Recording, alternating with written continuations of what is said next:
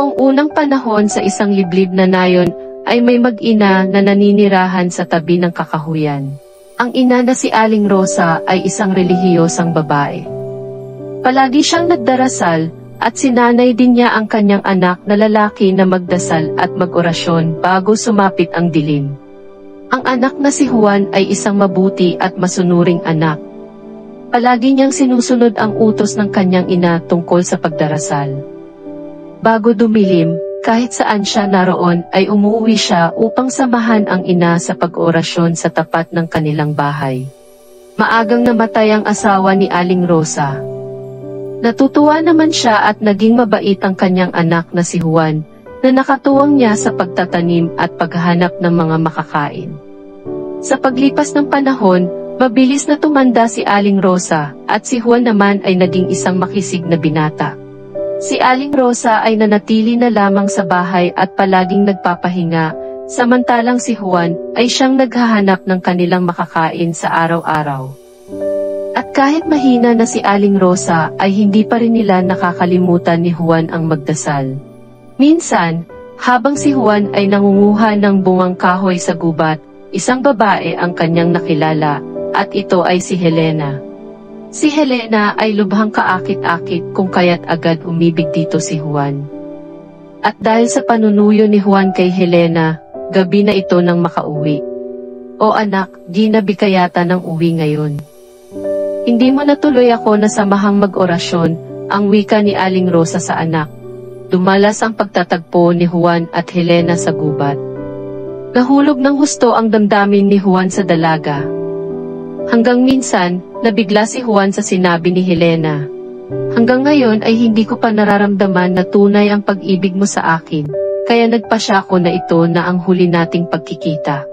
Ngunit, ano ang nangyari at bakit?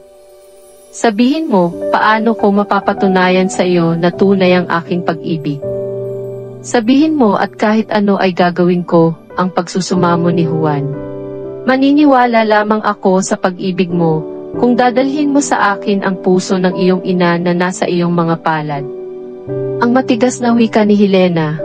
Hindi makapaniwala si Juan sa narinig.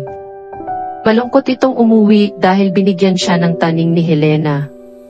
Kailangan niyang madala ang puso ni Aling Rosa bago maghating gabi.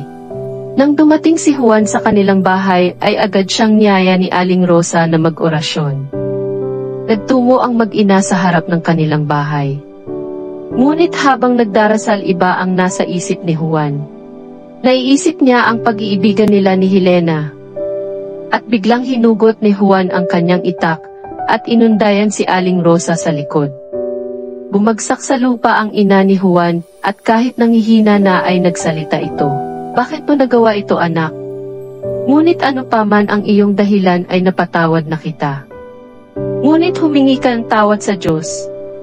Napakalaking kasalanan ang nagawa mo sa iyong sariling ina, ang umiiyak na wika ni Aling Rosa. Diyos ko po, inay. Patawarin niyo ako. Ang nagsisising na wika ni Juan na nagbalik sa katinuan ang isip. Umiyak ng husto si Juan, lalo na nang pumanaw ang kanyang ina. Kasabay niyon ay bigla na lamang nagbago ang anyo ni Juan. Siya ay naging isang maliit na hayop na may buntot. Si Juan ay naging isang butiki, ang kauna-unahang butiki sa daigdig. Mula sa malayo, natanaw ni Juan si Helena na papalapit. Nasindak si Juan nang makita niyang si Helena ay naging isang napakapangit na engkanto. Umalakhak itong lumapit. Sa takot, dagling gumapang si Juan papanhik ng bahay hanggang makarating sa kisame.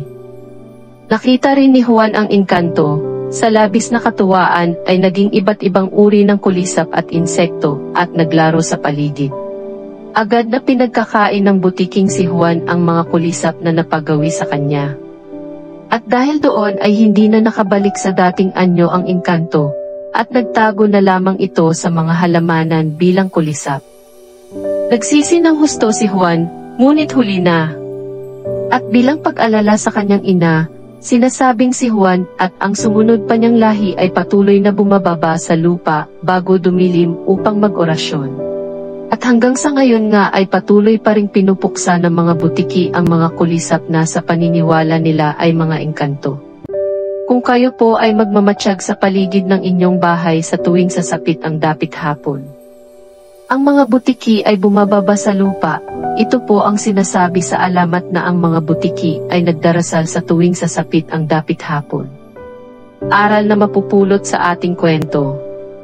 Kilalanin muna ang taong iniibig at huwag magpadala sa panlabas na kagandahan lamang. Walang makapapantay sa pagmamahal ng magulang sa anak, kaya naman sa ating mga anak ay gantihan din natin sila ng pagmamahal na nararapat sa kanila. Iwasan ang pagsisinungaling sa magulang man o sa kapwa. Lagi po nating tatandaan ang mag-subscribe, comment, like and share. Lubos po akong nagpapasalamat sa walang sawa at patuloy na pagtangkilik sa aking mga video. Marami pong salamat.